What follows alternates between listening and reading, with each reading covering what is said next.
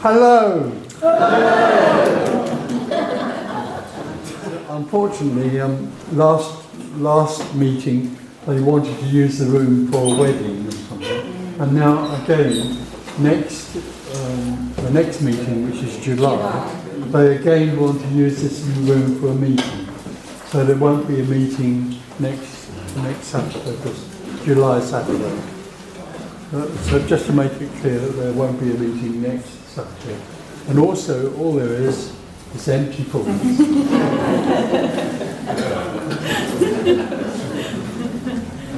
So what we're talking about here is just an energy that can't be known. The energy of empty fullness. It's a mystery, it can't be understood. And that energy is, I use the word energy as everything. All there is energy. All there is everything and anything. And for me, energy is a good word. It's like aliveness. All there is aliveness or energy. This is it. This is it in this form. This is energy in the form of a room, people, breathing, thinking, feeling, sitting on a chair. It's simply energy happening. And that energy is absolutely boundless. Nothing influences it. It's completely free and wild. And it appears as everything and nothing. It's a mystery. And because it's free, it has no purpose or meaning. There's no meaning to any of this. This aliveness is utterly, wonderfully meaningless. But because it's free, energy can also be limited. And so in its limited form, in its apparent limited form, nothing is real, everything is only an appearance. In its apparent limited form, what arises in the human being is a self-awareness. Suddenly, at a very early age, after birth, suddenly there's a sense of self-awareness, a sense of me, I am real, I'm a real person. And that child goes into a world full of other apparent individuals who also feel that they are real. So it lives in this, what I call a dream. It lives in the dream of, could say, dualism. It is in the dream of being separate. I am a separate individual. The world is something that's happening to me. I'm aware of the world happening to me because I live in the awareness of everything. So that sense of awareness keeps me separate from everything. That wouldn't necessarily be recognised by most people, but that's actually what happens. That's the state, the dream state of individualism. And as far as most people in the world are concerned, they feel that that is absolutely real and normal. This is real, to be a separate individual in the world.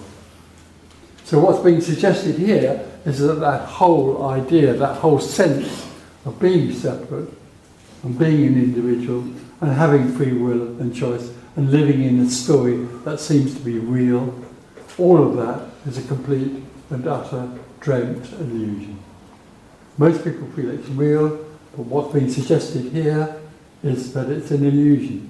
And there's something else, another possibility, which completely explodes the whole idea of individuality or separation.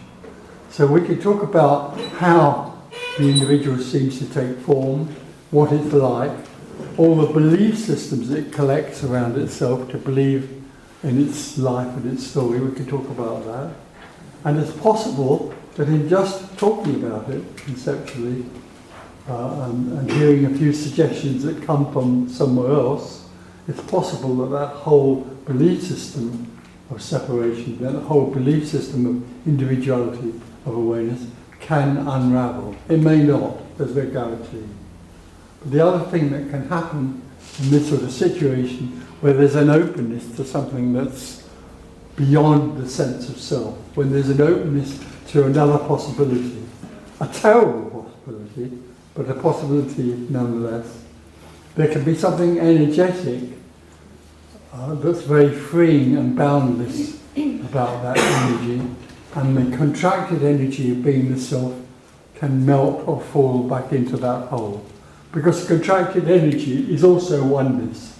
Contracted energy is also the boundless in a contracted form. There is nothing that is right or wrong. There's nothing that's above or below. There's nothing that's here or there. There just is what is and is not. That's the mystery we're talking about. And just to be sure again, it cannot be known. So what you go away from here is with absolutely nothing at all. There's nothing to learn or understand about what we're discussing here. But something could possibly, apparently, collapse. We could talk about that more. But only apparently collapse. It's the restricted feeling of being an individual in a world that's separate. So this is not a teaching, it's nothing to learn, it's just a communication. It's an illumination of what seems to be the human condition and the suggestion that there's something else that's completely beyond that, that's somehow very confronting and also very liberating. But you can't do anything about it. The you that thinks you can do something about this simply can fall away. And there it is. Yeah, it's this. It's this. It's nowhere else, it's this.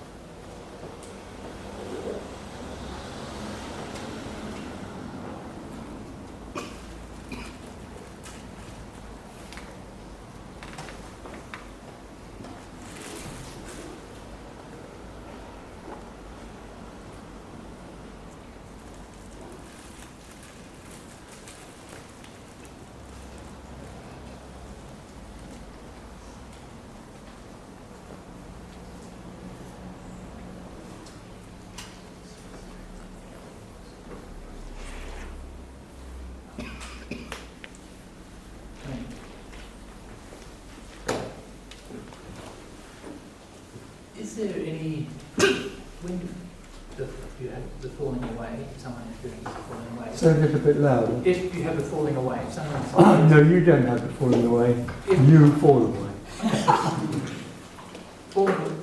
You fall away. Is there any physical manifestation that other people would be aware of, or yourself would be aware of? No, not necessarily. I would say the physical thing that can happen when the whole contracted sense of being a me collapses, but only apparently collapses, because it doesn't actually happen at all, or we'll talk about that as we go on. The whole sense of being, this little word, when that collapses, the body relaxes, because all the time there's a sense of a me, then the me is trying to maintain its image in the world, and it's trying to play the world, the game of the world. So there's a lot of tension and fear involved in that, which suddenly falls away, so there's a relaxation. And the other thing is that there's a lot more energy just available, not to anyone, but more energy, because it's very, it takes a lot of energy to be a me in the world, and to try and make that, the illusion of me, work. You said something else too. Well, why I'm here is I'm probably wrong, but I'm looking for a... There isn't no wrong. Okay, looking for something. Yeah, you're looking for a better experience. No, I think before that I'm actually looking to see that I'm looking in the right direction. Oh, there isn't one. So the seeker, people come here, or apparent people come here, seeking a better experience or a different way of living for themselves, which will support them and bring them a better experience of life. That isn't available here. This is about death. This is about the end of that which seeks to find a better experience. Okay. This is about the death of that which feels that it is separate. That's what can go on here, but there's no one that can do anything about that. So what is the point? There is no point. This meeting, very few meetings like this, but this is a meeting which is absolutely, completely pointless. It's of no value to the seeker at all. Will it No. make someone's life better? No, it won't make your life better. You don't, first of all, it will point out, which you may hear, that you don't have a life. And so the whole idea that your life could be better by being here completely collapses. Or would I be a better person? No, you certainly won't be a better person. If anything, you'll probably be a bit worse. That's what I like about this. You won't be anything. What possibly could happen is the sudden collapse of the idea that there is anyone to be anything or to get anywhere. It's the collapse of that whole sense or illusion that you are someone who, by applying a certain principle or process, can reach somewhere called being better. There isn't a better or worse. There isn't an inner or outer. There isn't an upper or a lower. There is only what is. This is what is. This is what is and is not. It is and it isn't. It's empty fullness. It's a mystery and you'll never understand it. I don't. It can't be known. Okay. How do I... You don't. You don't. You aren't. You don't because you aren't. So that's quite exciting really, because if you go to a meeting which is a teaching, the teacher will base their work on the idea that you are the person that can choose to do something. Now, unusually, you're in a meeting which doesn't even recognise you at all. As far as this is concerned, there's no one in this room. There are no individuals in this room. But there are apparent bodies, and one body might put its hand up and say, I'm an individual. And then that will be responded to. The idea of individuality is illusion, utter. The idea that it will fall away is also illusion. There's nothing to fall away. The whole difficulty with the seeker is that they are waiting for something to fall away, and that's what gets in the way of anything falling away. So is everything predetermined? Say? Is everything... No, there's no predetermination, because the other awful part of this message is that there's no such thing as time, purpose, or meaning. If there was predetermination, there would be a plan that something in the future might happen, might be and be predetermined. There's nothing predetermined, because there is only nothing. This is nothing. Appearing as this.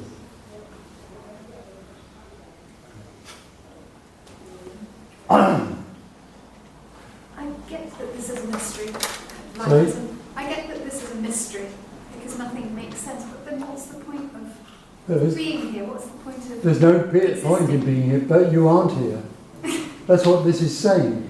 What's being said here? There is no one here, so there doesn't need to be a point.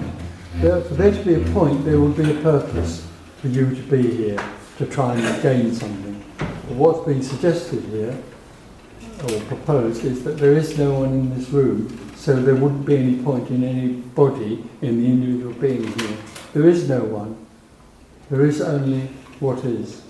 Then why do we spend time? Because you long to find, the seeker longs to find a better experience, longs to find an answer to their lives, and what's guaranteed here is that there's absolutely no answer at all. But you come here to find an answer. It's possible that whole idea of finding an answer can collapse. It's also possible that whole idea of finding an answer will be reinforced. Oh, well, this is no good, I can't use this. I'm just going to find an answer somewhere else. And so it goes on. It's the wheel of dualism, always searching. The me is always moving. It's always moving because it's looking for something which it will never find, and it will never find what it's looking for, because what it's looking for is already everything. Can I ask something, please? So there is nothing that can be done to experience No. the state. There is no experience, but there's nothing that can be done, and there is no one. So someone could go their whole lives and never experience anything but what most of us are experiencing now. And for you, I know there's no you, but you know, to all intents and purposes, you and other people who have experienced this expansiveness, there's nothing that any of us can do. No. To, Not at all. And they can't tell you what this is. no. Those people, those apparent people who haven't actually had an experience, that have collapsed. Yes. The experiencer has died, the apparent. But they can't tell you what then comes about. It can't be told. I can't tell you what wholeness or liberation, so-called, is. It's impossible to describe because it can't be known. If it could be known, it could be taught. That's why this isn't a teaching. This isn't a teaching about something that can then be known. So it's almost like a gift or a grace that it will come to any of them, or that the transformation, for want of a better word, would ever happen, because there is nothing that can be done to attain it. It's indescribable. It's immeasurable. So it's just a gift. It's amazing, and it can't be known. Okay, thanks.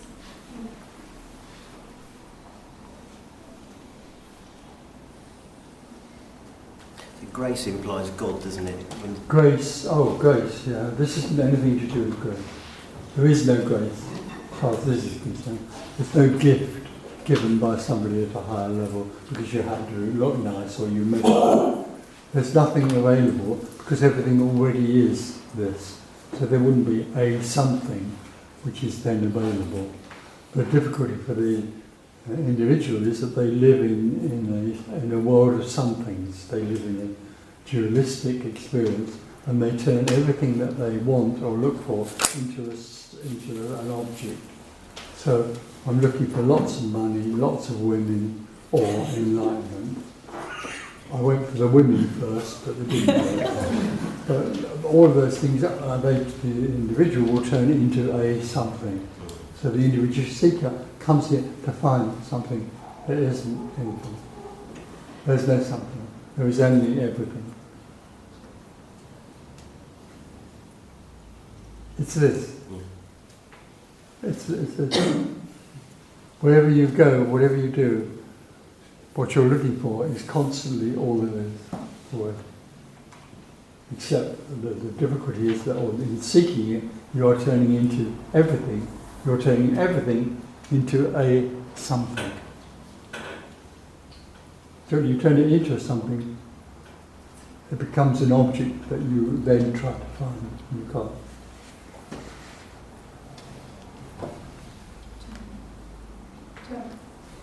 How do you know if the leaves fallen away?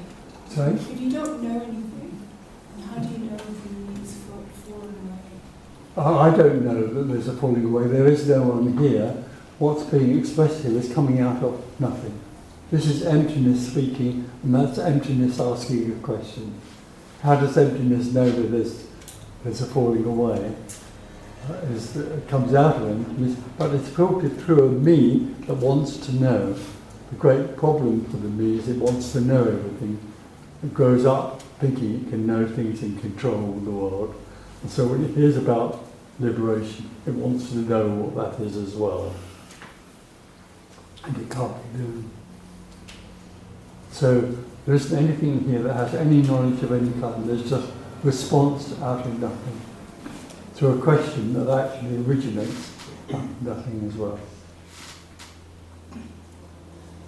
There's a relaxation. So there's a body. There can be an apparent relaxation, yeah. But then the problem for the seeker then is that they then think they're going to have relaxation classes. And you can't, there's nothing that can be done about this. It just is the way it is. It can't be learned. There can't be a process that will bring you nearer to that which is already everything. Why would you need to go and find everything if this is everything?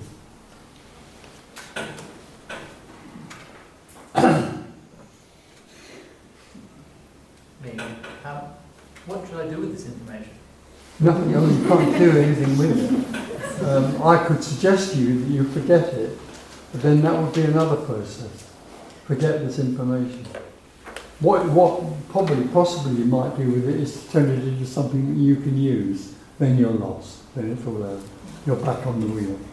But what Tony Parsons says, there's nothing I can do, so I must now make use of the idea that there's nothing I can do. So what I'm going to do from now on is nothing. And so it becomes another thing you can do. There is no you. There's no one sitting. All there is what is. All there is sitting on a seat, breathing, hearing a voice, hearing noises, feeling thoughts. Those are things that are apparently happening out of nothing. And that's it. It's all over. And then you come in and say, what can I do with that? That's understandable. That's what the seeker does. It wants to use everything. It wants to know.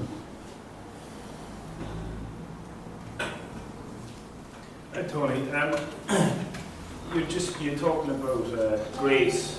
About grace, not grace. not being Grace. anything. Grace not being meaningless. Oh, grace. Yeah.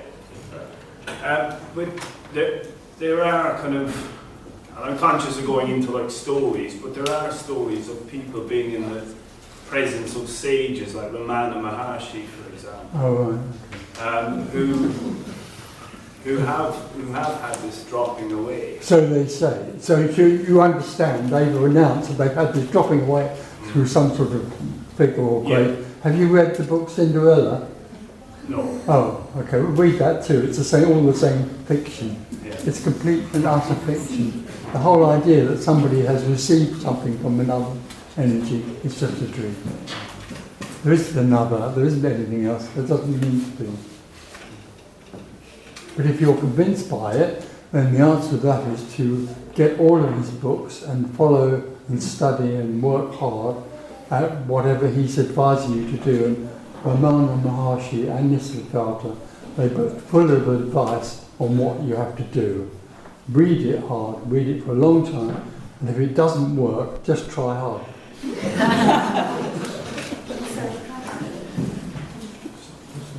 So somebody's saying, follow me, I'll give you enlightenment, or if you follow this teaching, you'll get somewhere. It's bullshit. Oh, well, actually, because there is no you that can be enlightened. There's no such thing as an enlightened person. They're a contradiction in terms.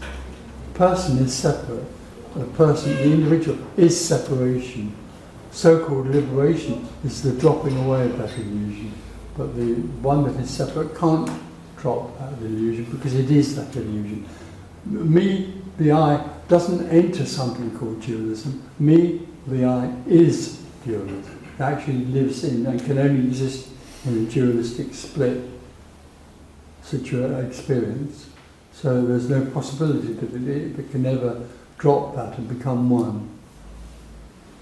There are certain techniques that are taught creators. They're all devised to try and drop, to try and find something. There's nothing to find. But something happens to that inner energy, sort of responding to certain beings or certain mantras or chants or whatever. So what is that? That's energy responding to energy. You could go to a good film or listen to lovely music, and there's an energy here listening to an energy there, and that energy can be affected by that. But that is just an experience for the individual. That's an emotional experience which is elevating. It's got nothing to do with what we're talking about here at all. Meditation, chanting, I've done all that when I was a seeker. It makes you feel good for 5 minutes or more. But it's got nothing to do with what this is. This is about the end of that which wants to feel good. But you've got to the end. I didn't get to the end, I died on the way. The one that wanted to feel good suddenly was no more, and it was recognised at that point that there never was anyone who was trying to feel good or whatever. But the whole idea that there was someone who could find something is a complete illusion.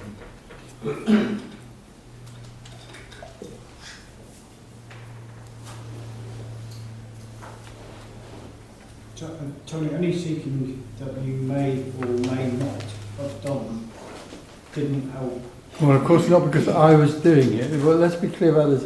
Tony Parsons was a seeker trying to go through processes to find something which could then bring better experience for Tony Parsons. That was complete falsehood, complete illusion that was being chased by a person looking for something called a better experience. Suddenly all of that collapsed, and there was that which was longed for. But it was there for no one. And then it's recognised that that's all there is anyway. But it had nothing to do with that collapse, that apparent collapse, had nothing to do with the individual seeker, at all. And actually when it happens, it's realised it never happened. There's no such thing as a collapse, because there's no one to collapse.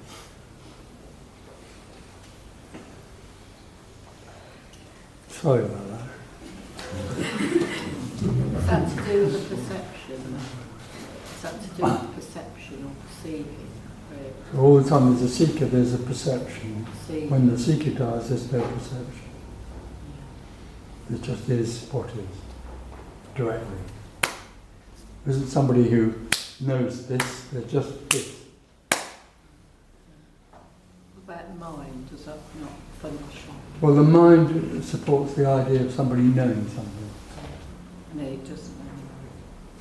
No, that whole idea of needing to know collapses. The whole sense of need collapses. There's no longer any need because everything is fulfilled. So, Tony, when the me collapses, does the appearance collapse? You say everything. And the appearance takes its natural place in that it is then seen as an appearance rather than a something.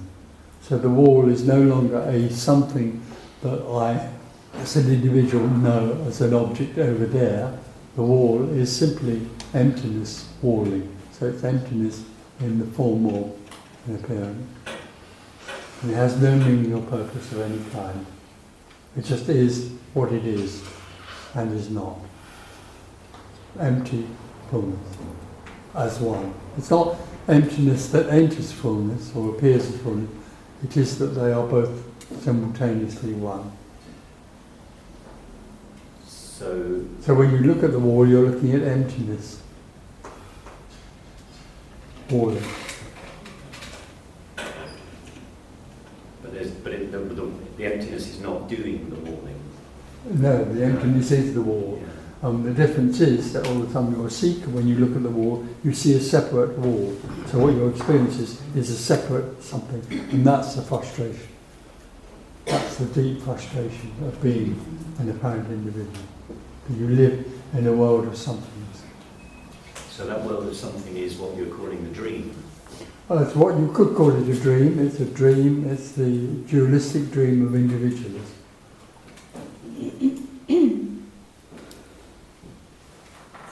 You said that you died. How did you die? How did it? I didn't die because there was no one to die. But in describing this, we're talking about two different realities, really. If we're talking about the separate reality, you have to talk in story form in a way, in describing the separate reality as living in a dualistic experience of being surrounded by some things, and then that whole experience collapses and there's nothing left.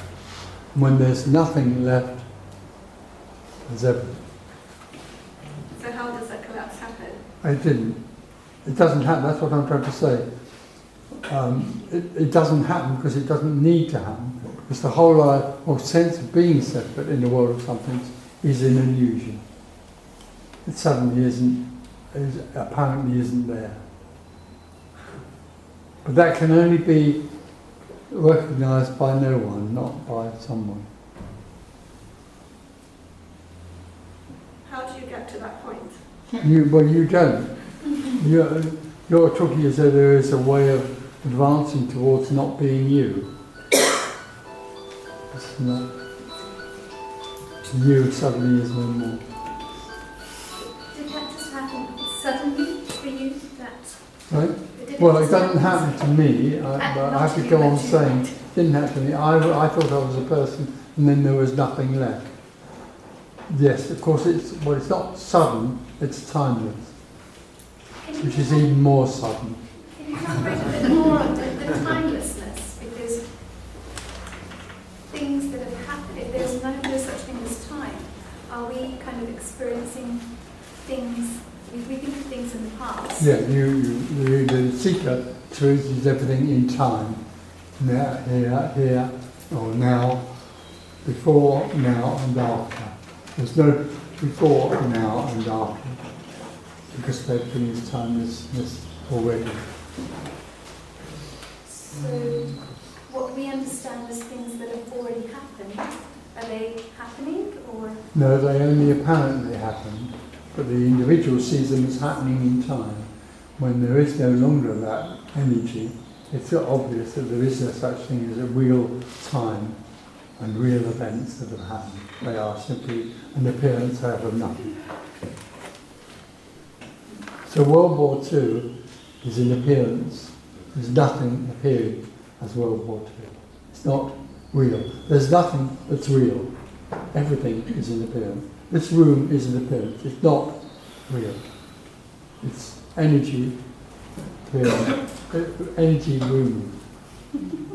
So what you're longing for, you're living in right now. This is it. This is it? Yeah, absolutely. There isn't anything else. There isn't, where else would you go? To some heavenly place? Or where would you go to find that which is already everything? This is everything. There's nothing better than this. So now you're back into the individual idea that there's something better and something worse.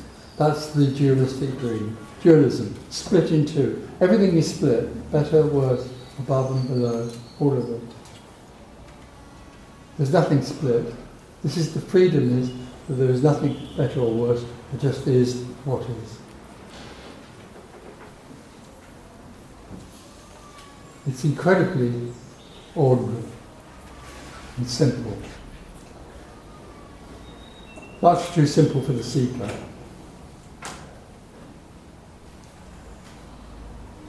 The seeker wants to work out conundrums.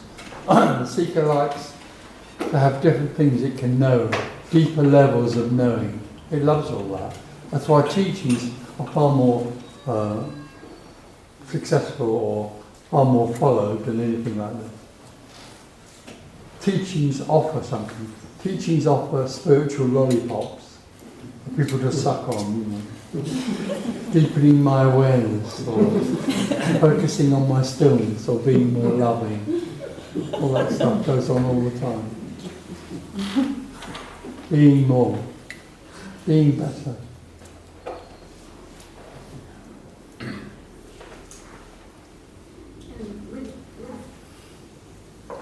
With empty fullness, Sorry? and the sense, Say that a bit louder. and the sense, so the emptiness, sensing, empty fullness, has that sensory, not experience, but has that sense changed? No, it is. It only is. It can't change. But the implication is that it's on a time. It's in time, and in time it can be different. What is can be different. Absolutely not, because what is time. It can appear to change, like a tree can appear to grow, but it's simply. That wasn't the question. What I meant was the sense of how what appears to be Tony Parsons senses empty fullness.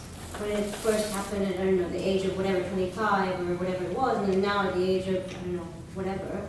65. That sense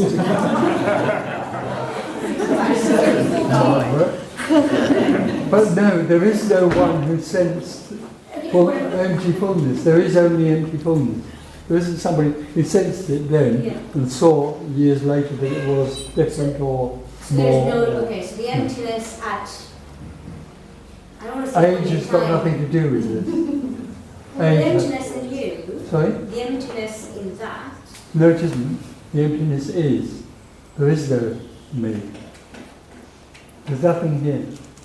There there's just something is what's sensing, in. isn't there something sensing something else? No, That energy, so you sensing me. no, there isn't an energy here that's sensing that. There can be a sense of it, but it's not identified. No longer is there any identity. I have a sense of you sitting there. I have a sense of being warm. All of that collapses. Nothing is owned anymore. There just is warmth, or sound, or that speaking. Into a void, into nothing. It can't be, don't try and work this out, you can't work this out. It can't be described. I'm just trying to People wrap it phone me in up and my say, own- this is bloody amazing. I've heard you before talking like this, and you always say you can't describe it. Now I know why. I can't tell my wife this. I can't tell anyone. I can't tell you, Tony, what this is. So warmth is warmth. Warmth There's is a warmth. void. Sorry? Warmth is warmth. Yeah, warmth is warmth, pain is pain. Oh, it's simple. It's completely and utterly simple.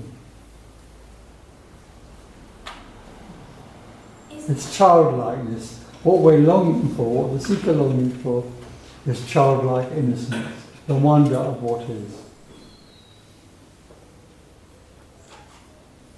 You mentioned there was only energy, Tony. You mentioned there was only energy. Well, there is only energy. Yes, and you just mentioned pain. If someone is ill or experiences pain regularly, does that body, is there a blockage in the energy? None at all. There's nothing to block this.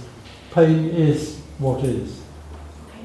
Just as pleasure is what is. All of those things apparently happen all the time. There's an individual, the individual believes that they are experiencing pain or pleasure. When that collapses, they're just pain or pleasure. But within the appearance, there is a cause and effect. No, but in the story there's an apparent cause and effect, but that's only another appearance. It's not real. There is no real cause and effect. It's another. So it's part of the appearance. It's part of the appearance, especially with regard to the individual, because the individual lives in the story and therefore is heavily invested in the idea of cause and effect and believes in it, and believes in it. If it takes a cause, it will have an effect. And that's how it keeps the illusion going. But the thing is that everything within the appearance shows that there is a cause and Within effect. the appearance, there seems to be cause and effect. When there is no one, so what? That's the point. So what? You know, if you drop the glasses on the floor, they'll make a noise. Who gives a fuss? It's what the noise of them dropping the floor is what is. So. And the seekers always, that makes a noise when it drops on the floor. There must be some meaning in that. That's bullshit. There's no meaning in anything. There is only what there is.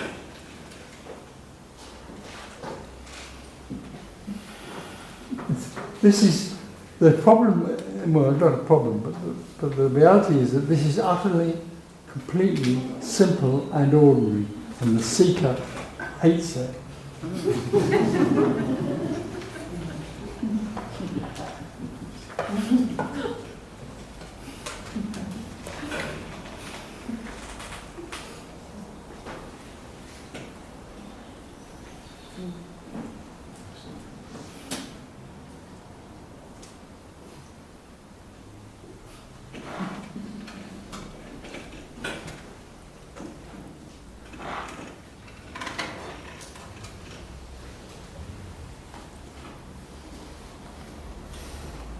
Tony, when you say there's no meaning in life, is that like a language error? Like there's no meaning in life, like there's no meaning in my iPhone? Is that? I suppose it depends what you mean by meaning. As far as I'm concerned, meaning is very closely related to purpose. Purpose. So if everything is timeless and not actually real, how can it have any sort of meaning? Sure. That's what's being suggested here. Right. Meaning for me is something like a story. That, it begins here, goes along there, and ends there. So it has a meaning. It's going towards something. Whatever. There isn't anything. That's where the freedom is. That is freedom. No meaning or purpose. If you have a purpose, you're locked into and tied to some idea, some aim that you must fulfill, or that needs fulfilling. There's nothing that needs fulfilling. This is fulfillment. This is fulfillment. Already. This. And this. And this is already fulfilled. You're no longer see yourself as an individual. Do you still have emotions and reactions, or you just? I can still see and sense what's going on in the body, people. And you react to that? Not necessarily. There's no guarantee. That's what arises, the sense of what's happening. Like warmth or anything else, the sense of what's going on in somebody can arise, but there may be or may not be a reaction. So you can feel happiness and sadness? Sorry? You can feel happiness and I sadness? can't, no, I can't. It's the end of me. There is no one that feels sadness, but there can be sadness. There's no longer any identity. There's no longer any ownership. When that body is no longer, from my understanding, and it's probably complete bullshit, but what I've always understood is that a certain energy is contained in this body, that body, each body, and that energy then floats into another being. Yeah. But when there is no me or you, that energy is not confined to one being then, is it? No, not at all, because what you're doing is you're particularising energy and saying that that energy is contained or belongs to a particular body, and of course it doesn't. There is only energy. It doesn't belong to anything. When this body dies, then it's just a body, an actual thing apparently dying. It has nothing to do with that energy. That energy obviously just simply is energy in that form. I can't say it continues because nothing continues, because nothing begins. But there is just energy. It can't be explained. So, okay, there is no time, but it's not like that energy gets recycled because... No, not recycled. No, it's not recycled energy. I know what you mean, but no. That infers a continuation. Yeah.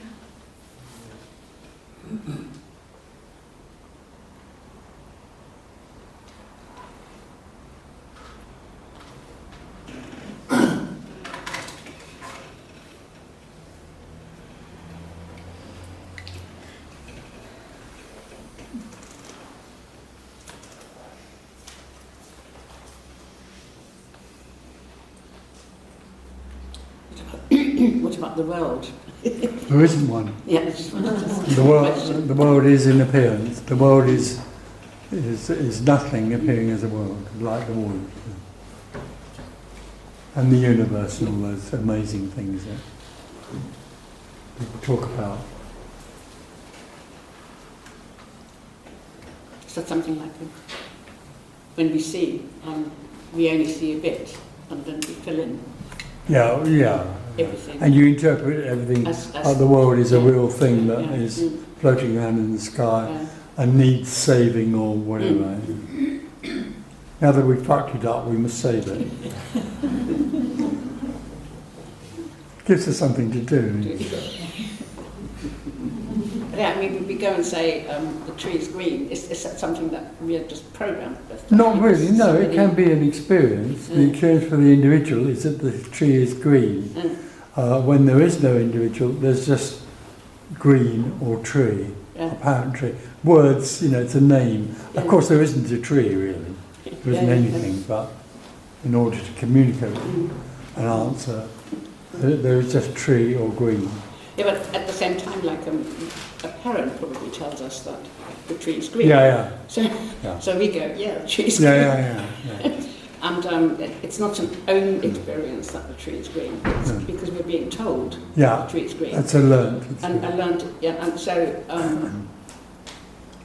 with a lot of that stuff, I think somewhere along the line we are told that this is Cafe de Lanzi, but Yeah. it's not. No. It's, I mean, we are told and taught that everything is a something. yeah, yeah. We are brought up in the world of somethings. So we come to believe that everything must be a something.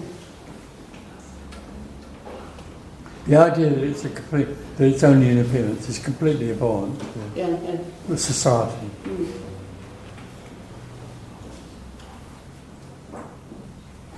But it's also fascinating. I mean, you can't sort of see the other side of things. No, you can't. Yeah. So it's actually when you sort of look at these things, everybody sort of says, I'm terrified of spiders. But it's probably when they were like 2 years old. They would go around and see little bit walking there, and they and then it's only the mother that goes, stay away. It's it can be like that. And because you're so open to all the whatever's going on. So I find it fascinating that a lot of stuff that we actually think is personal and it's individual and stuff it's just a learned. Oh no, we learn separation. Yeah. It's not the only way it happens, but we certainly learn and get confirmed in the world of separation. Totally, you're absolutely right. And also that's also oneness appearing. Yeah. It isn't wrong. Well, yeah. It's misguided. That's what's difficult when hearing this message. It's not to make everything wrong, because it's like everything appears like a story. The difficulty with this sort of message is that what the seeker does is hear it and think that to be me is wrong. And I then have to drop me somewhere. It's impossible to do that. Yeah. And it's based on the false belief that me is somehow wrong. Me is simply oneness, me. Nothing right or wrong about it. It's what happened. But that's the great temptation of listening to a message like this, to make me something wrong. It kind of makes everything pointless. Yeah. It also gives the seeker another thing to attach itself to. The idea that me is wrong gives the seeker a purpose. I have to drop that which is wrong, which of course it can't do. Yeah, but you make that really clear, so that's another thing that drops, Yeah, well, it can do. Yeah. Well, in the end, with this sort of communication, there is nothing left.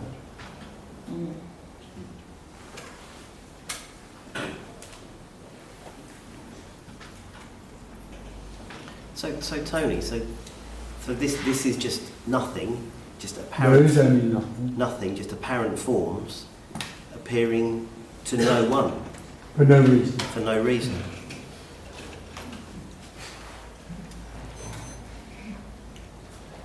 Pretty hopeless, isn't it? Yeah, it's quite popular in fact. Oh, all right. All right, go on. Man at the back. So what you're saying is there's a belief system holding up the entire separation. Yeah, but born from separation. The belief system only surrounds, attaches itself to the contracted energy, which creates a sense of separation. So being separate is a sense, it's an energy. When that energy, that energy takes place in the body, so it also collects beliefs over apparently years about its own nature and the nature of the world that it lives in. Is there a danger that this too could become a belief system? What? What we're talking about? Well, it's very difficult to believe in nothing. Well, I'm sure you could.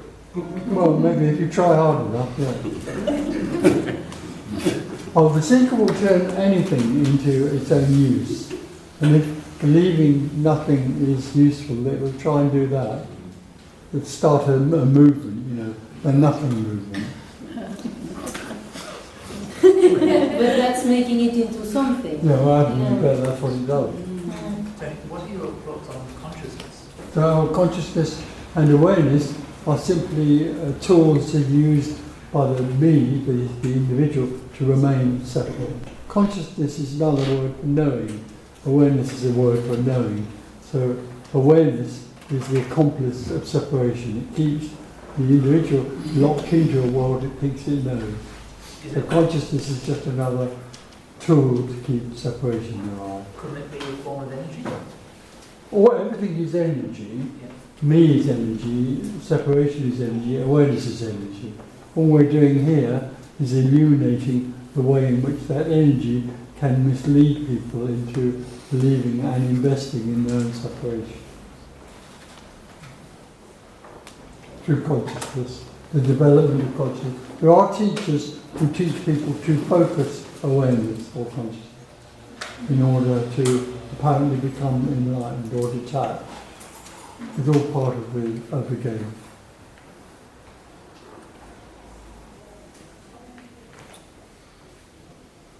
So Tony, does the brain create separation, or the The brain is a functioning organism which, out of nothing, is used to create or manipulate or construct an artificial sense of me. I mean, in terms of its own functioning, the brain is part of the what seems to arise out of evolution, and it gets to a stage where it becomes sophisticated enough to apparently choose to create an artificial me, which it can then melt with or marry with in order to manipulate a world that it presumes is threatening.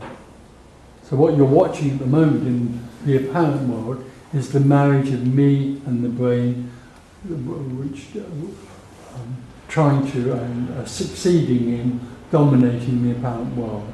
It's all a story, but that's what it is. And eventually it has to lead to its own self-destruction, because inevitably that's what all of those energies do when they're contracted. When they're contracted, they marry together to become more and more contracted, more and more frustrated, and more angry with their neighbours, so that they all destroy each other in the end. That's what this is. What we're here talking about is the same thing.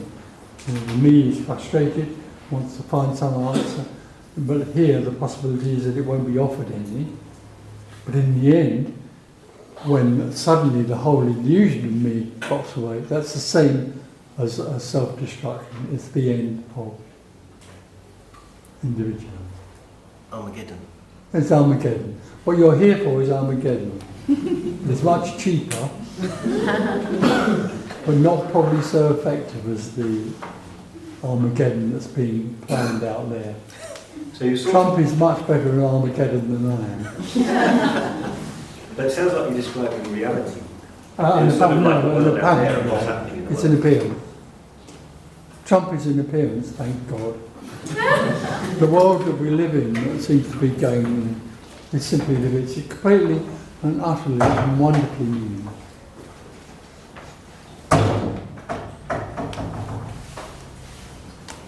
But the appearance is real.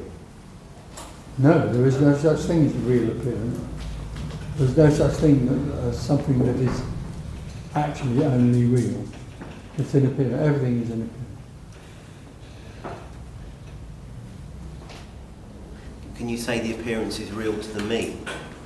The me, I can say that the me experiences everything as real. Yeah. That's the problem. Yeah. That is the great dilemma. That's the great illusion. I am real or illusion.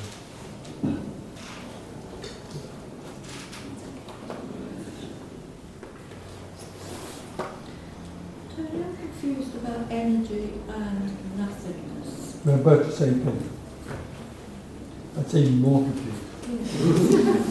But they are one. There is only one. Nothing. Energy is one. So there's nothing. There's nothing, but and yet there's also energy. What you're doing is looking at it. What you're looking at is nothing.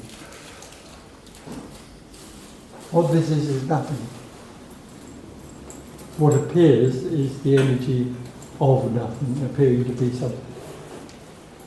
to the tree, the table, the chair, energy. Yeah, And so then there'd be nothing. everything. Nothing. That's why you can't escape from what you long for, because it's all there is. How can you escape from all there is? Where would you go? So, Tony, are you suggesting that we're all this one substance, this energy, and the separation you're talking about is like a distinction that we make? Well, it's the same energy in the form of separation. So the separation comes from us. From- Where if I and the plant there, we're made of the same substance, this energy, this You are nothingness. energy. Yeah. Right. My problem is that I think that the flower exists because I can distinguish it. Yeah. And that's the separation. That's When the actual fact- apparent, it's only an apparent separation. Right. Because you think you are real, you also think the flowers are another thing that's real. Right. That's an apparent separation. It's oneness appearing as a separation. It's not real. So that my reality is I'm a concept of a person sitting here, as is that flower, is like me looking at it, it's my concept of what I think a flower is. Yeah. And that's what you're saying about, so in reality, that is nothing. There's no Well, there is basis that, of but reality. I'm not saying that is nothing, I'm saying there is only nothing. Right. Right. Thank you. It's not simply conceptual, this separation, though. Oh God, it's energy. No, conceptual. The conceptual side of what we're talking about here is fairly superficial. In some ways it can unravel some belief system, but as I said right at the beginning, what we're talking about here is purely energetic. It's just energy. There's something going on here which is absolutely beyond what we've just been talking about. Yeah? Yeah. There's something else going on here. Whatever we're talking about is but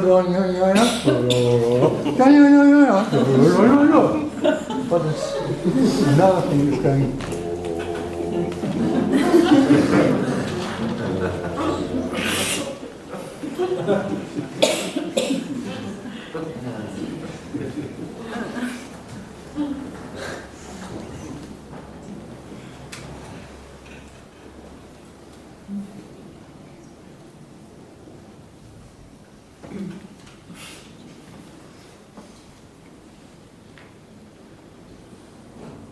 So what am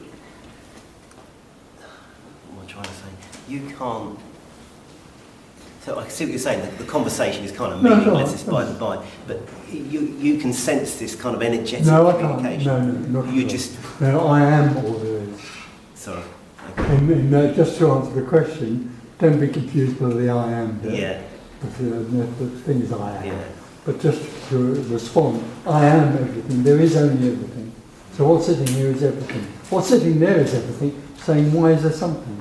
Yeah. And what this is saying is, no, there's something you think there's something.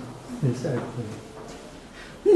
I was talking about the communication thing Oh, that you're right, talking okay. about. So that, I suppose I'm asking, is there an awareness of that energetic Not at all. communication? No. Just from. It's just. That goes, and this goes. There's nothing in here that's going on, oh, I'm aware that he's like that, or I'm aware of this. It's just, it's like this. This is the absolute being completely sick. Spewing it out. Really. For no reason at all. Just divine sickness. Wobbly energy. Then is it all the same? Is it all the same? Of course. You look at Of course it's all the nature same. for like creative expression, taking Yeah. or Picasso, or Yeah. sometimes there. I don't like to use the word sense because you were already from the previous question, but it can be more in some areas and less in some areas. Or is it all the same? It's all the same and completely different. It's all the same, but it appears to be completely different. Agreed, but you know when you did that thing like this just now? I don't know, I never remember anything. Never remember. Okay, so you made the sound. You made the sound of vibration. Oh. Yeah. And yes. So why? You come why here, that's is what you there- pay for when you come here. Worth every second. So why is there a different sense when you are in nature, or you know, in some great, like again, Picasso, for example, or compared to I don't know, just standing around. In Well, to some extent, words can get in the way. There's nothing wrong with words. Words are energy.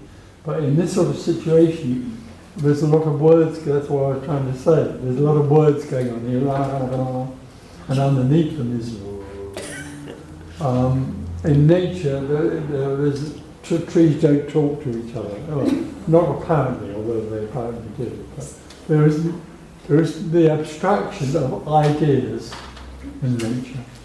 What we're doing here, to some extent, is exchanging ideas. What about that? What about this? In nature, there is just simply what is.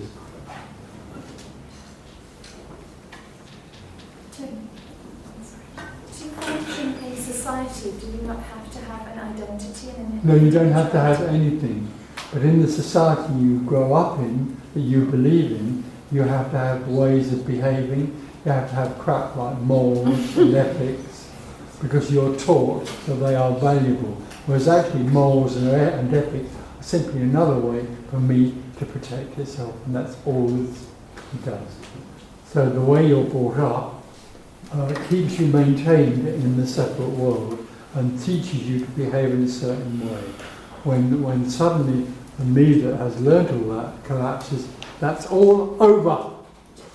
If it's over. It's not partly over, well, maybe I'll be a bit like this or a bit like it's over. But if it's over, you can't function No. in your people think you No, you can't function in the world, but functioning in the world seems to happen. This is functioning in the world, this body. I mean, Claire does most of it, but this is functioning. You know, he eats spaghetti and drives cars or whatever you like. But there isn't anybody that's doing that. It's just functioning. And it's, of course, it's very natural, unconfined function. It's not functioning because it's told that's how it should be. This is the way you drive, this is how you eat spaghetti, although you shouldn't eat too much spaghetti because of that. That's all over.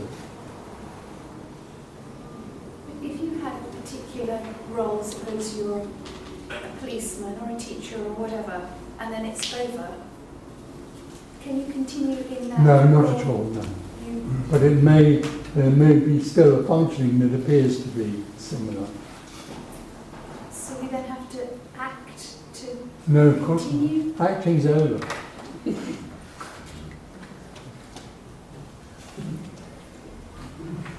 You have to identify with that role. So being a mother No, there's or no a need to child, identify anything. There's only response.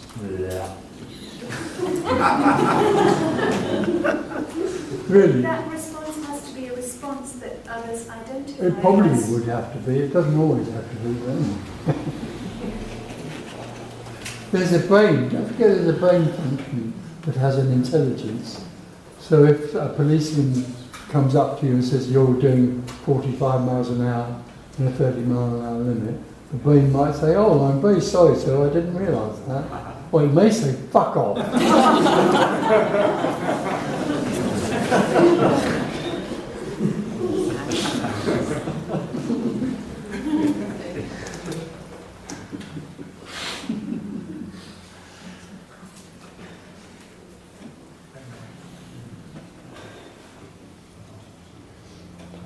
So the more roles you take on, the more entangled. You're taking on roles. Yeah. The me takes on roles. The me is incredibly entangled in roles. So I bet a lot of people in this room could think about and make a list of the different me's they present to different people. When I was a Seeker, I was in the Osho movement, And we did a whole week, well, I was in a therapy thing, we did a whole week of playing roles. It's unbelievable, the roles that we take on about different people and how we respond to them and want to please them or offend. And does the me takes on these roles because ultimately it's only afraid. It's in the story. There are these apparent threats and fears and dangers, and even in being nice, it's because of the fear. Yeah. It's a facade that's there to protect itself from imaginary dangers from an existence that isn't real. Yeah. Because the me doesn't do any of this. There is no free will and choice. Sure. It's just energy in that form. So energy takes on the form of Tony Parsons and responds or reacts to people in that way. It's the same as anything else. You know, there's no such thing as Mozart's 20th piano concerto. There's a piano concerto that happens out of energy, and people put a name on it and call it, oh, this is Mozart. There isn't a Mozart. There's no Hitler, Mozart, or Charlie Chaplin. They're just names. They're just energy. What about Elvis? Oh, there are exceptions.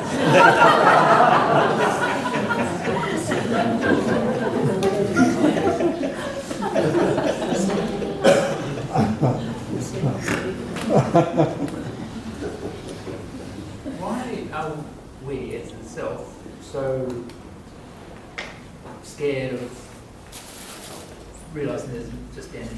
Why are we trying? Well, the one thing we fear more than anything else is our own absence. And the one thing we long for more than anything else is our own absence. We don't want, people say, I want to drop the me. No, you don't. Because the me works for you at the moment. It may one day drop away, but that's a different thing. The me doesn't want to lose itself. The me essentially goes to enlightenment classes and teachings and communications in order that it can become enlightened itself and still be around. That's what I want to become enlightened. I mean, I used to want to become enlightened. As Tony Parsons, I had all sorts of pictures of being enlightened. Most of them were blondes and Lamborghinis, but you want to become enlightened, and what you fear most is your own extinction. And yet you're also fascinated by it. You're also fascinated. Somewhere hidden in there is a recognition. Oh.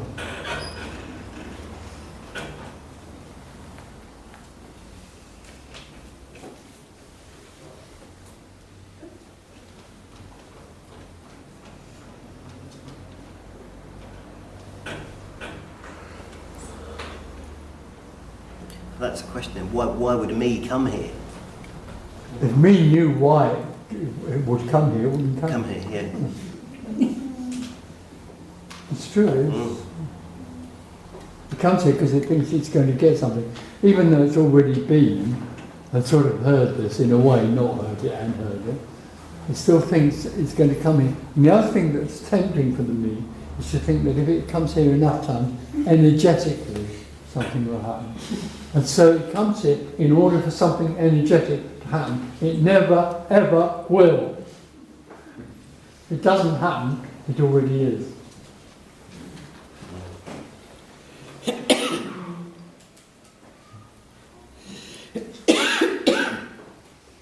And yet, Tony, you do say, and it's happening more and more. Yeah, but I do say it's apparently happening more. I'm sorry about that.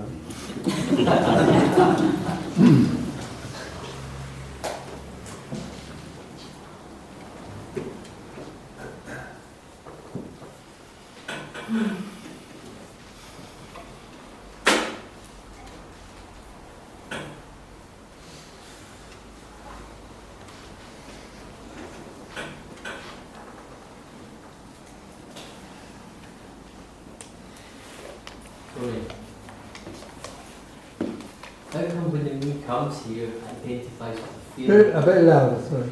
How come when the me comes here, I've given you many times, the me identifies with the feeling of contempt contentment, peace. There's a really nice feeling here, even though there's nothing to get. Does that make sense? It says there's a really nice feeling to come here, peace, contentment. That's all. I don't think you should come anymore.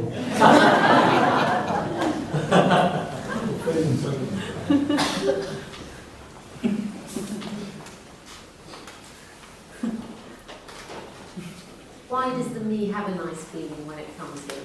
Well, it can do, because there's something very relaxing and soft and sweet about all that. That's what's hidden underneath that is fine. But, no, there's a sort of... really, basically, these meetings have joy about them. There's a joyfulness about them. It's nobody's joyfulness at all. But there is a joyfulness about them which is contagious. But it's like a disease, it will get hold of you and absolutely destroy you. Isn't that the idea?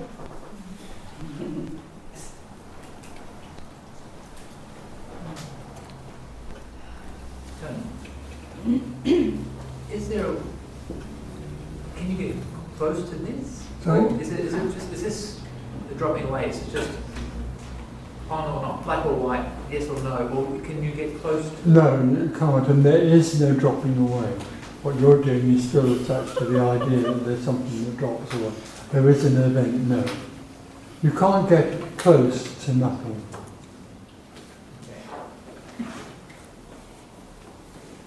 A lot of teachers will tell you can, but they don't know what nothing is. But only when you were walking in the park, there was that moment of, oh. There was only a glimpse, of course. Walking across the park was only a glimpse. But lots of people in this room have had glimpses. And whatever I was thinking or doing at the time had nothing to do with the glimpse. I thought it did. No, but you say there is no collapse, but there is still that moment where something changes. And that's time. And you're not there when that seems to happen. And then you come back and try and discover it or claim it. Because you keep repeating it doesn't happen, but at some level it does happen. At the seeming level of the story, of the me that walking across the park, something seems to happen where they aren't there anymore. And when they come out of the other side, they still think something has happened. In the end, when it's all over, and there is no space between the glimpse and then it's obvious that this is the moon. That is what it is. So there's nothing that needs to happen. When no one comes back, you mean? No. Yeah.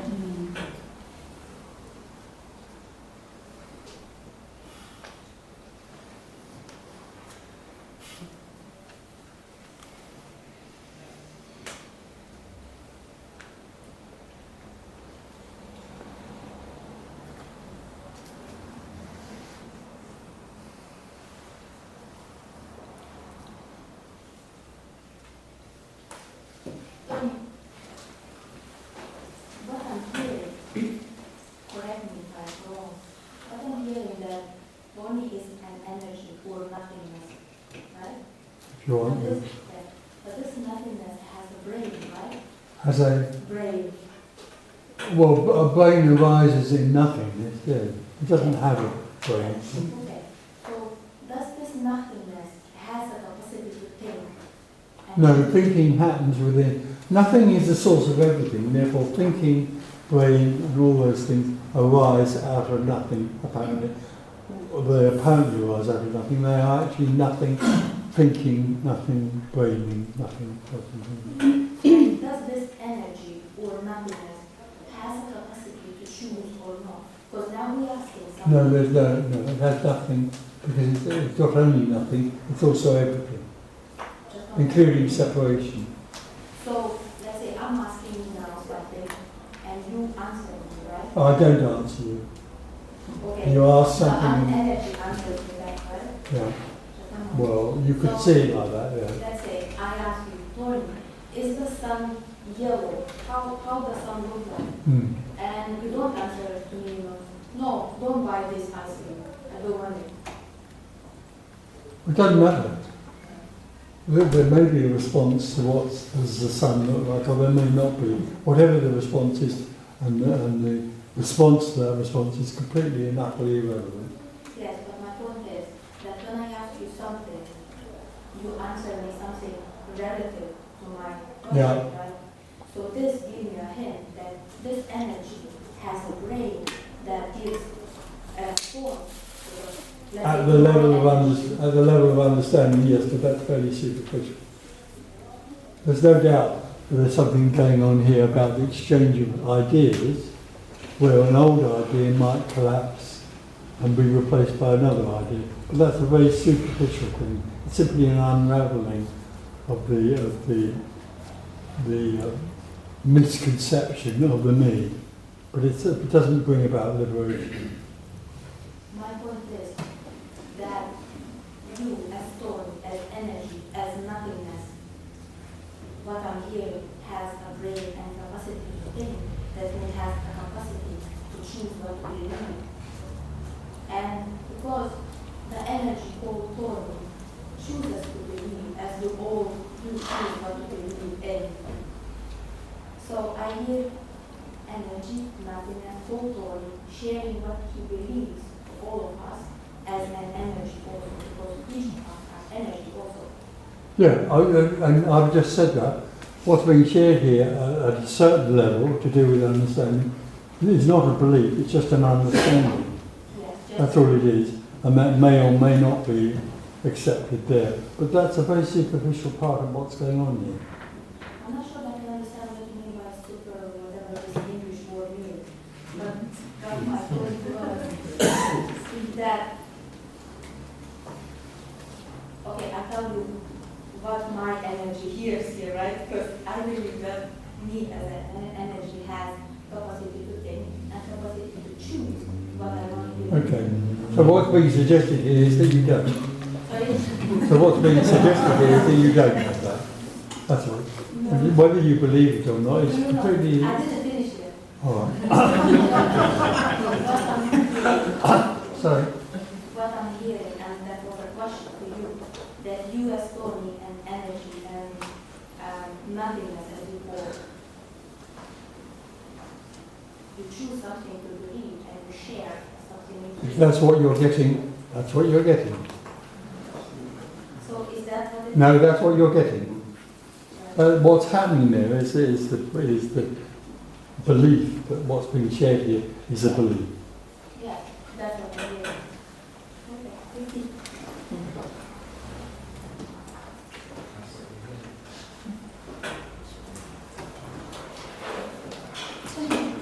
Certain energies get drawn to other energies. Yeah. Is that something? I've noticed that. What are you doing for dinner tonight? Right, so. Is that something you can explain to the limited kind of understanding? Only that energy is everything, and also includes the energetic attraction of it to something else, or the energetic repulsion of it to something else. That can happen. It appears to happen and is completely and utterly irrelevant. It has no significance. Nothing has any significance of any kind. But attraction and repulsion seem to happen.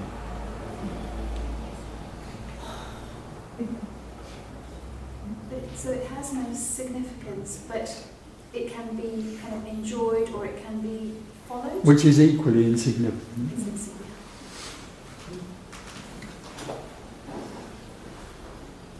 If it had significance, it wouldn't be free.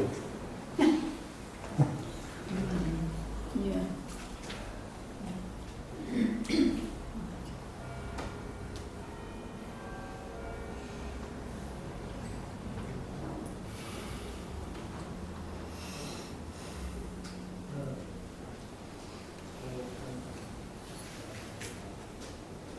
And it's tea time.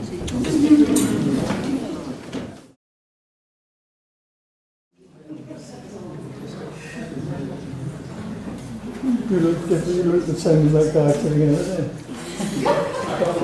Oh, the two. thought you'd get a different angle. I thought you'd get a different angle. Might get some different answers. I get an answer.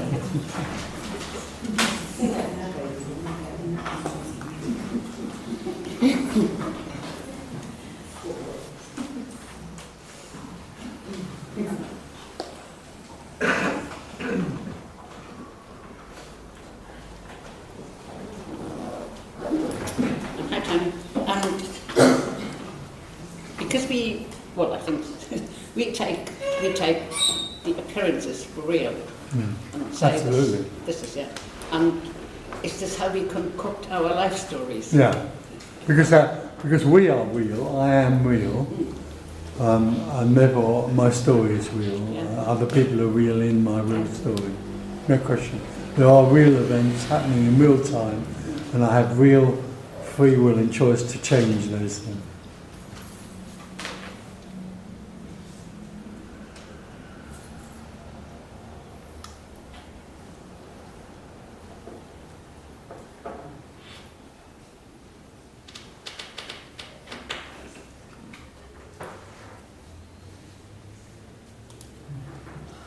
And there's a continual need to escape from what is experienced as real.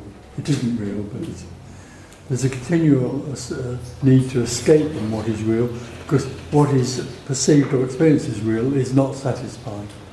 Because what seems to be real is split into two, whereas actually this is oneness. And so the seeker who lives in that world of two constantly looks for one. It's always looking everywhere. But all it can see is two, because that's what it experiences.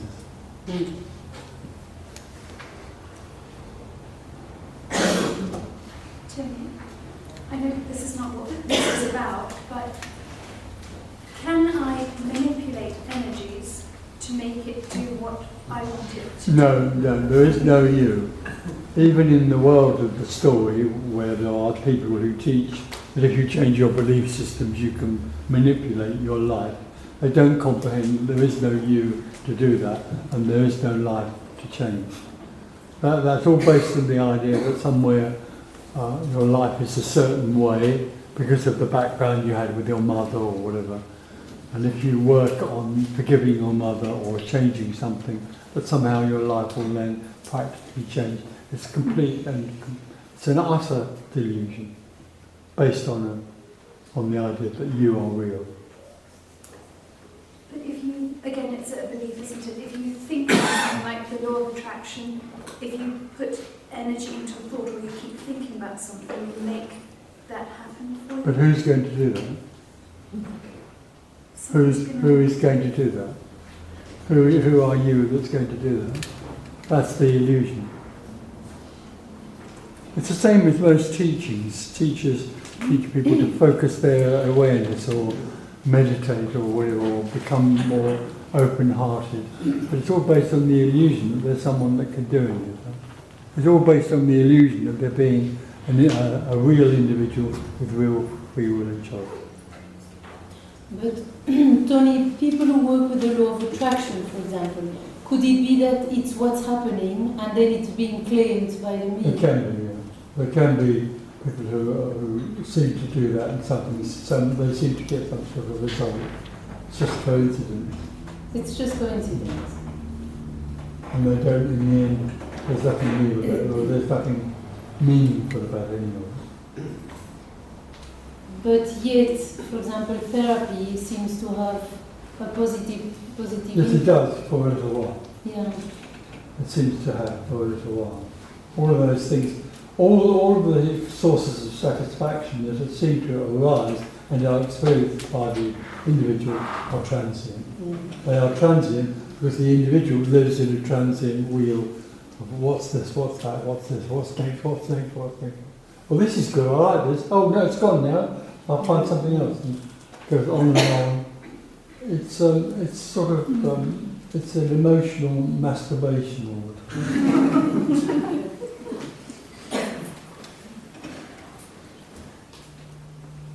Nothing lasts because there isn't anybody it can last for. Nothing lasts because there is no time. And one of the great fears that the individual had when they're enjoying themselves in some pursuit is that it's going to end. But it will. Of course. In a way, it appears to end. Of course, it only appears to begin as well. Well, I hated school, and we used to go into school on Saturday morning, and then Saturday lunchtime, that was the end of school until Monday morning. And that moment of leaving school was divinely heavenly. Because every Saturday I was hooray! And then Sunday morning I would wake up and okay, I still had a whole Sunday, but then by then it was already beginning to be over.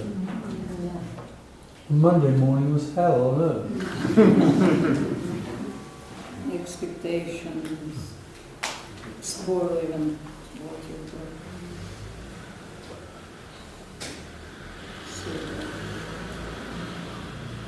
But then, once you hear this message, I mean, there's nothing left because.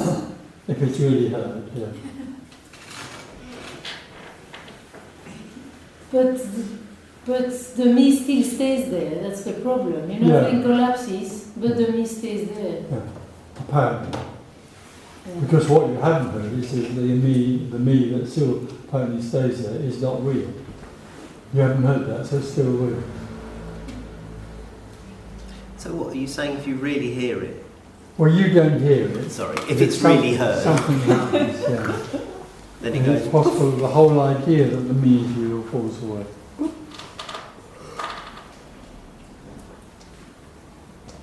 It's like a shades, you know, I think sun comes out, shades no more. Have they never been? It's just shades. Like Shadows. Shadows, sorry, shades. I meant shadows. That's all right.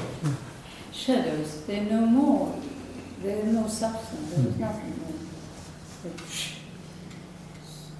No sun, and no sun, or something. No. So Nothing has any substance anymore. Yeah, it's like.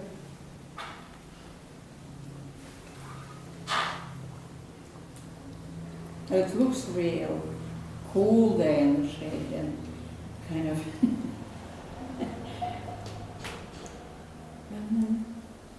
What was it? Nothing. Illusion. Just this. But you're right, somewhere it's not heard. It's heard, but it's like a It could tone be that doesn't superficial, fall. don't you? Yeah. Yeah.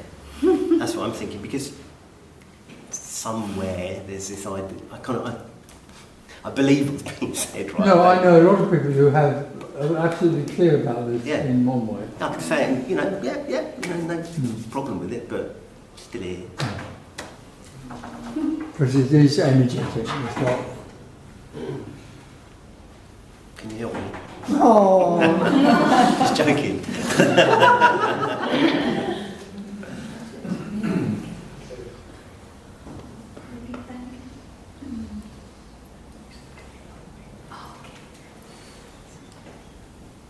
You killed me with one of your crutches. Did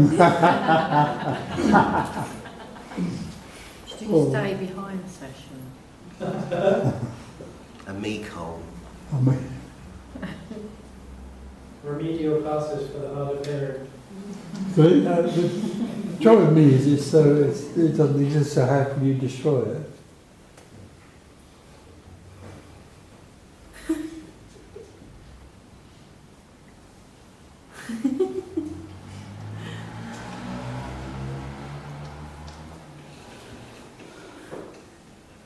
Does the universe exist? No, well, it only appears to. It appears to. Who am I speaking to? Oh, you. It appears. This room isn't real. It appears to be. Don't worry about the universe. It's a bit big, really.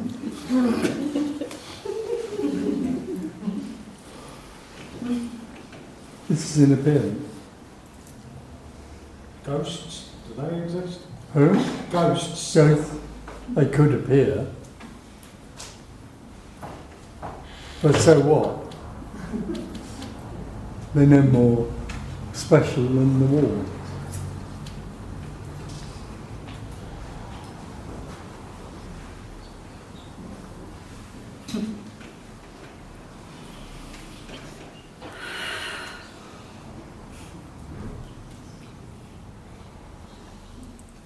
I just think I'll never get to the bottom of this, so to speak. There is the bottom. No, there isn't. But somewhere it helps me to, I'm not going to be any more pulled into that thing. If only I do this, then things will happen. So I'm completely. That's true. It can. I'm completely free on the idea that there's something. That I could do something. So that's all gone. And the other thing is kind of like I forgive myself a bit more. Yeah. And to me, that's kind of it's kind of like I'm not aspiring to maybe one day. No, it's just gone. But maybe I can live a bit better with myself just by saying, forgiving myself a bit more. Well, you've never done anything, so there's nothing to forgive yourself for. Yeah. That's fucking amazing. That's colossal, you know. And I people don't hear that. They don't. Oh. No, I do. Yeah. That's what I kind of get out of it. Yeah. Well, yeah. And it's it's helping. It's kind of like makes my life a bit. Oh, that's a shame.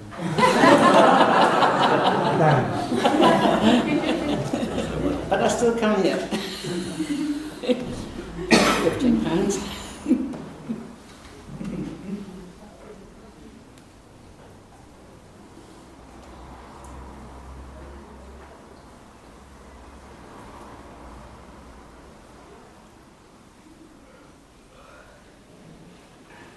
Tony, can I ask?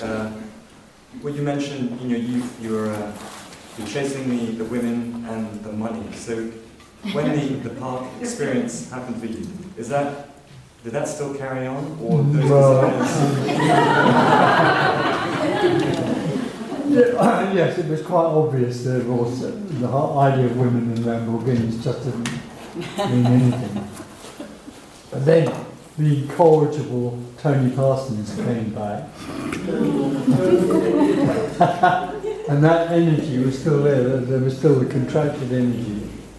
So it wasn't like an overnight change? No, not in that way. Except that it was the first recognition of something that I could not put words or I hadn't ever come across before. It was the first recognition of the woman. And then I quickly got back to women and motor cars. And did you keep the same circle of friends, or? Yes, I did. For some years after that, I was in the Osho movement, so that's tended to shift things a bit. But when after that I died, then it's possible that some of the people that wanted to be my friend before were a bit more wary, because when the me goes. When the illusion of the me goes, there's no longer an ego trip going on, and there aren't any deals going on anymore. Because as a me, you have big deals going on with people. You love me, and I love you, in a way. And that falls away, and some people find that difficult to handle. And sorry, can I carry on the same vein? Yeah. Did you have were you like working at the time? Yes, I originally was a builder, building. I was a millionaire, I had an ocean-going yacht. And, I didn't have a Lamborghini, I don't know why. But I had fast cars and all that sort of thing. I enjoyed it, I loved all that. And then I walked away for more of that and did nothing. And then I met Claire, well I knew her before, but I didn't know. And we started a publishing business. I was still a seeker. We published a magazine to do with therapy. Right. And it became very successful all over southern England. And I became well off again, fair enough. And then I wrote this little book called The Open Secret. Well, I didn't write it, but it got written. And then suddenly that talking about the Open Secret took over, so we had to sell the business.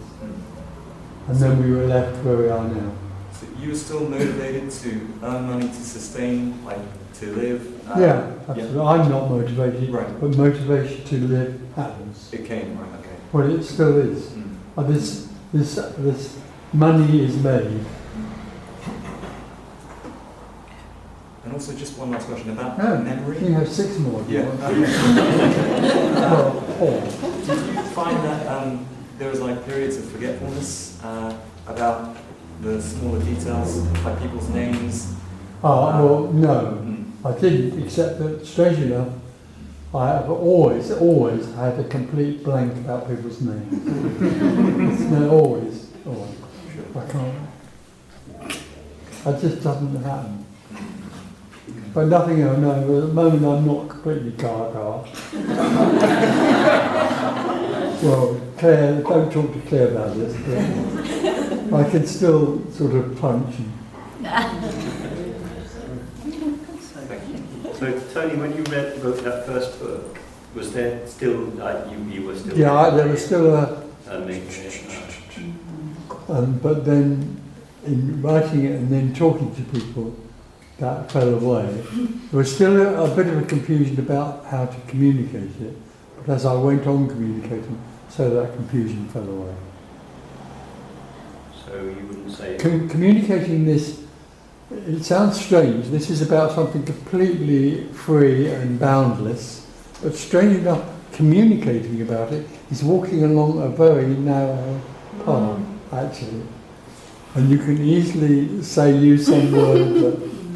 And there's nothing wrong with that. I didn't try and say it in the correct way, but I did discover over a year or two that there were certain words and certain ways I could talk which were confusing. Like consciousness. And see, come on, see that this is all there is. Well, who's going to see? You know, I used to try and rouse up people. See, this is all there is. That's what gurus do. Say, that's what gurus do, isn't it? Gurus Can't do. you see? But that just fell away. I'm guessing you simplify. You're talking about walking. Yeah, it's very simple. It just, yeah. It's actually about something incredibly simple. Becomes narrower and narrower. Even the words, even the way it's communicated, is actually, if you listen to them, it's about something very simple and direct, and it's unerring. It can't err away from that. It won't err away from that. If it does, there's still somebody in there trying to help people. You can hear it. I can hear people when people send me books, they claim to be non-dual, and they are not non-dual. They are based on the idea that there's a person here who can help someone there. That's dualism.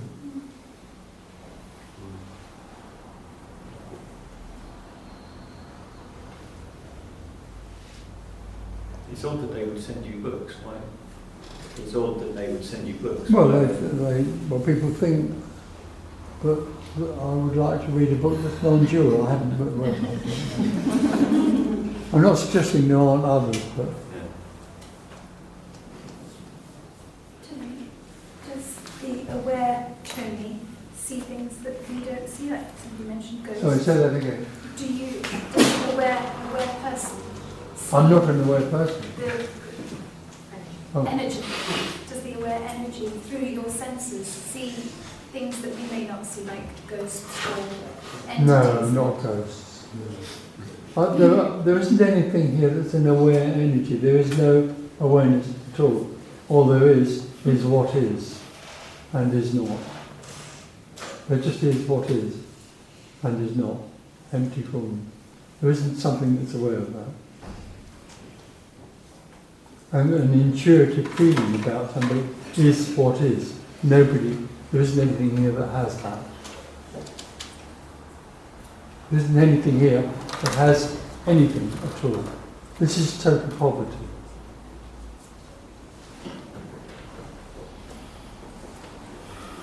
Tony, what could you say about the dialogue that one would have in their head, the conversation that goes on?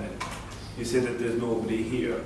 but there are thoughts, there's dialogues happening. Well, there's within. somebody communicating something and there would be a response, but it wouldn't be anybody that would create that response, and that response wouldn't come out of our held knowledge. It just is a response out of nothing. What's speaking here at the moment, all the time, is nothing. And What's asking the question is nothing. But is that, I'm talking about the internal dialogue, so that the So what? Internal dialogue. Oh, internal.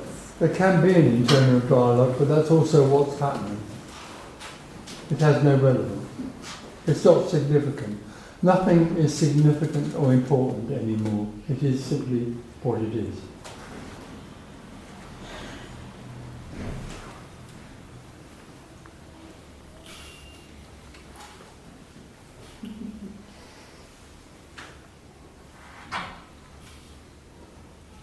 So there is nothing that is, this is better than that. Oh, that that's, yeah, there's just this. worse than that. This is the beloved. Yeah, How can there ever be anything better than the beloved? All this.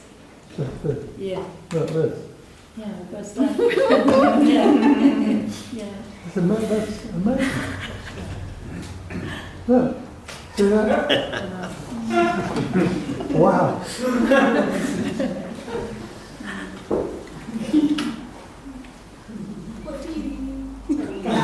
Oh.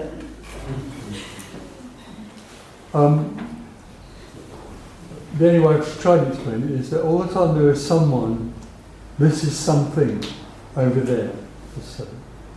When there is no one, this is empty fullness. Fucking hell. It's like an in loveness, but it's nobody's in loveness. It's all there is. That's the difference. This isn't some separate object, this is the beloved. Words. Sorry, but that's the word. This is the beloved, this is empty fullness, this is the relative absolute. This is the relative absolute, look. And yet if you talk to a student of philosophy or somebody who is a mystic, call themselves a mystic, they'll say, oh no, to find the relative absolute you have to read 600 books or... But they...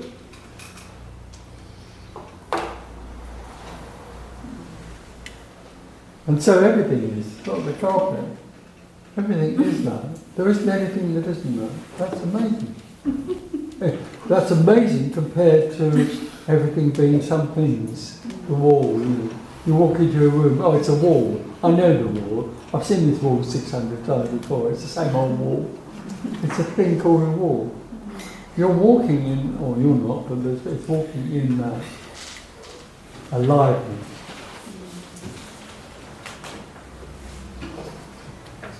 So Tony, is that, you're saying that there are glasses there, it both is the glasses and also the beloved?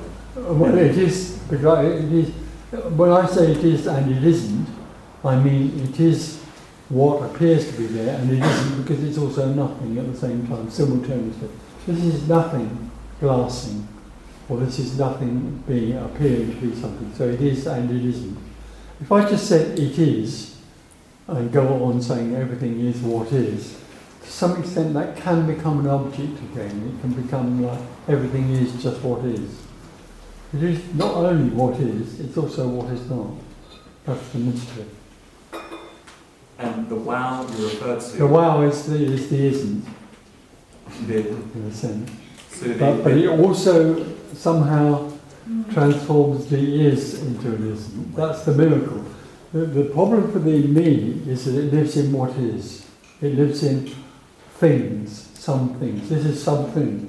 When the me drops away, this is something and nothing. And that's the falling in love. That's the falling. This is nothing, glassing. So the label of glassing drops away and you just see the infinity. The beloved. Right. That's why I like the word beloved.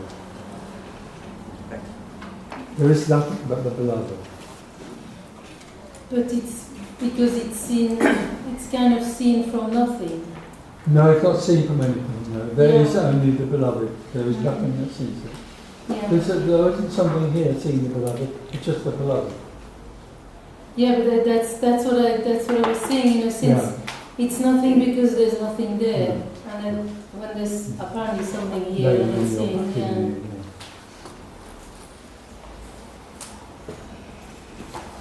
These are for sale, just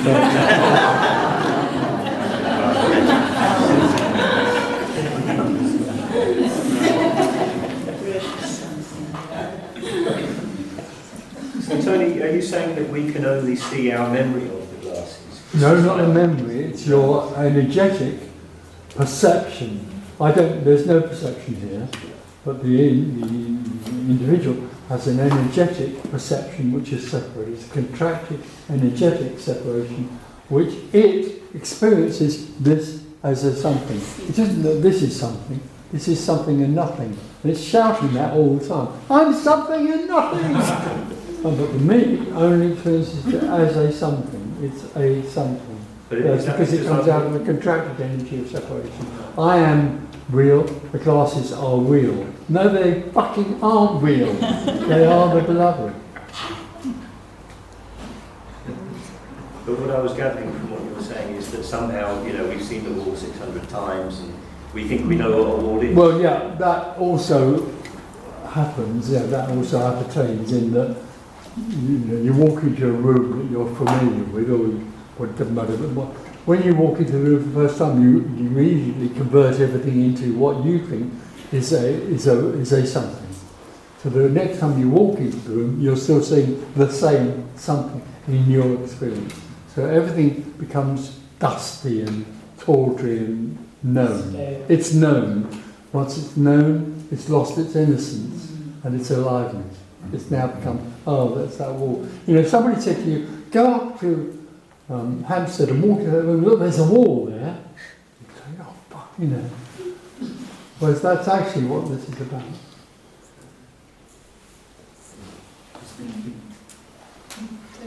Nothing is more divine than anything else. No.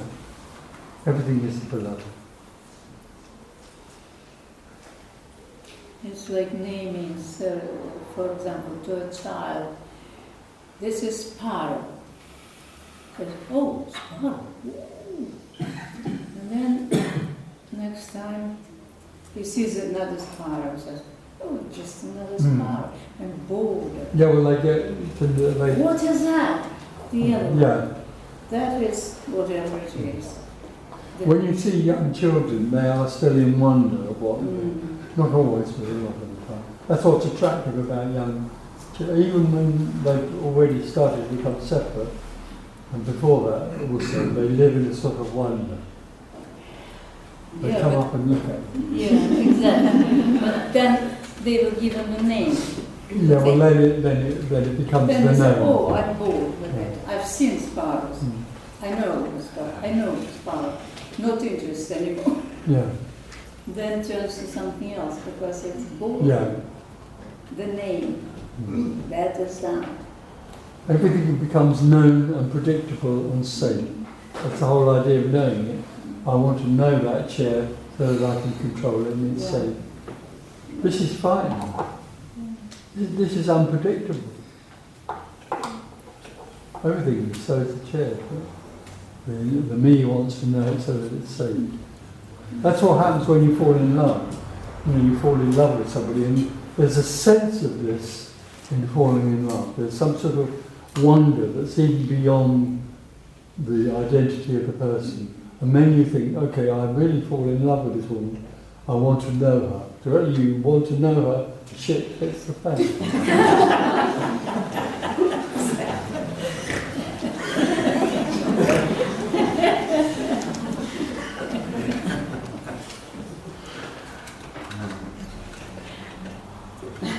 So unrequited love that's what it is, rather than the other one. What I love about what's being shared here is... Sorry? What I love about what's being shared here is that what you're describing is already the case. Yeah. It's already this. And it's not something that's going to happen like No, that. no, never. It's not something to be gained or achieved or attained. This is it. This is it. Absolutely. So is there no time? No, there's only a Time pound. doesn't exist. There's a pound time.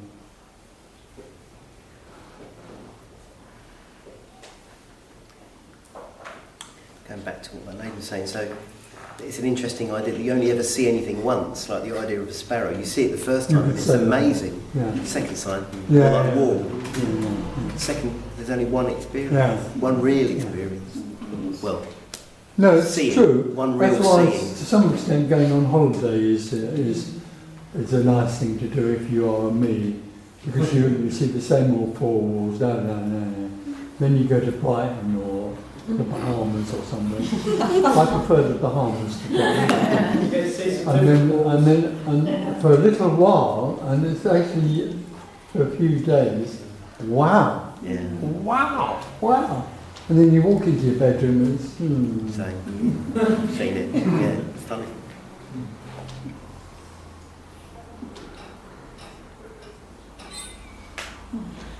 So, Tony, are you saying that you're in a constant state of unknowing, or...? No, I'm not in a constant state of unknowing. All there is unknowing. Okay. So, taking a Bahamas example, you arrive and everything's new. So, it's Now, who is this that's arrived? Is it me? So, your body. You're talking about this. Your earlier example. I thought you were talking about me. Me arrives and gets bored. Sure. This is in there isn't a this. All there is unknown, which is always.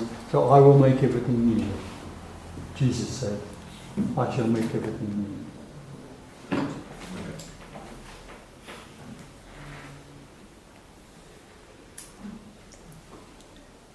And the other amazing thing about this is that you aren't. You see, as far as this is concerned, you aren't a person. I don't see anyone there. Just see. That's amazingly powerful. Right. It's called unconditional love. Love as in this. It's unconditional.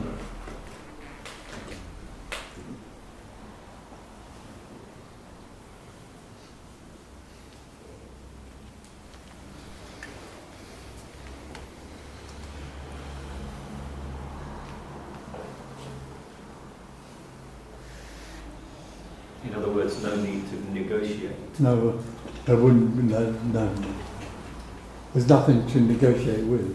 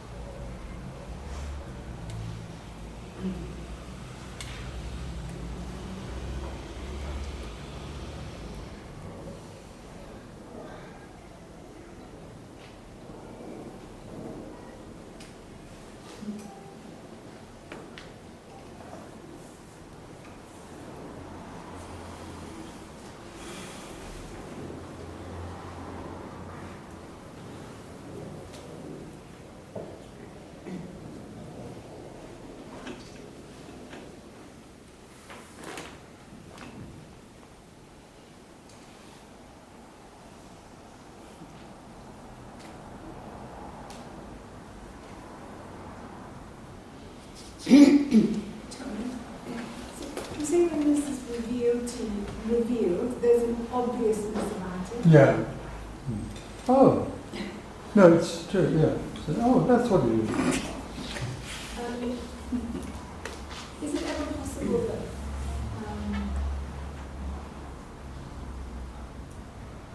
because it already is it possible that there's no obviousness? In a sense, but the impact of being somebody who sees the chair as separate and then suddenly the chair is the beloved, the impact of that is, almost like, I always knew it was there was only the beloved. Thereafter, there is nobody who would compare the old with the new. There just is the beloved.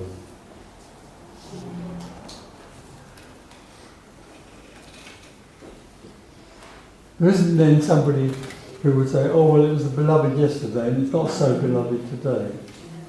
I think that's quite what you're getting. Because there isn't anybody that's easy to the beloved. It's just that initial contrast, the initial. Thereafter, there is only that. So there isn't somebody walking into this room going, oh! You know, you're not walking, there isn't somebody walking around with continual recognition of this. Of course not. It's the way it naturally is. And then I have to say this as well, I don't quite get why nobody else sees it. No, really. Although I do know that some people who do, but it's like, can't you see? Look, it's a wall. No, it's just a bit like that. Because now that's what there is. So there is that aha moment. Well, as far as I'm concerned, there is. The big wow.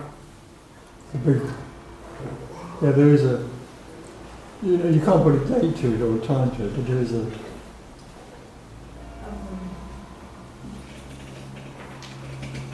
Is it ever possible that there isn't there isn't a moment like that? I think it's quite likely. I get the feeling talking to some people there isn't that. There isn't that sort of initial impact.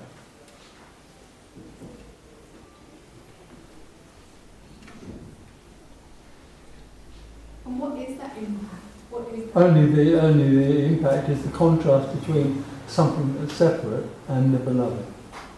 Well, sorry, something that's apparently separate and is a thing into becoming the lover.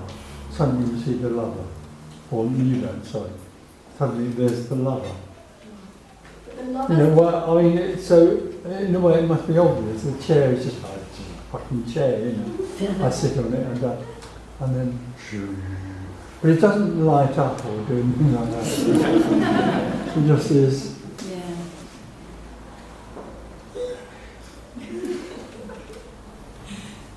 So the lover is a perception. No, it just is. There's no perception of the love. No perception. It just is. There's nothing here that sees it. It isn't seen here.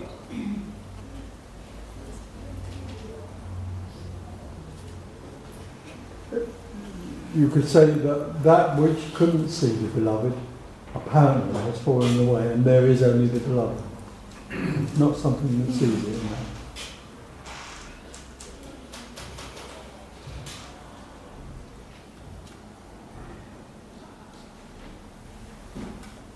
And then what, is there a memory of that? No, not at all. No, there is just the beloved.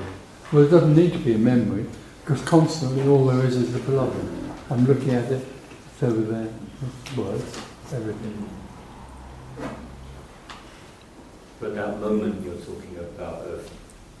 That's a moment of contrast when the old view collapses and the new view is there. I'm just thinking, is that still with you? You're saying that's no longer there, that contrast is not there. No, of course not. And yet you're able to talk about it.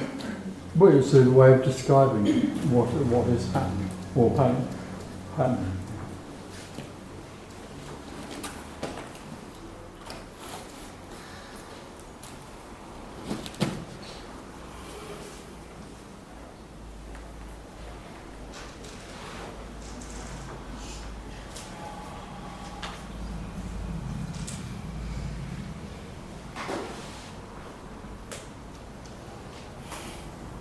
Don't try and remember anything. You can't get this right or wrong. I've said this before, but you can't get this right or wrong. It just already is. Thank you very much.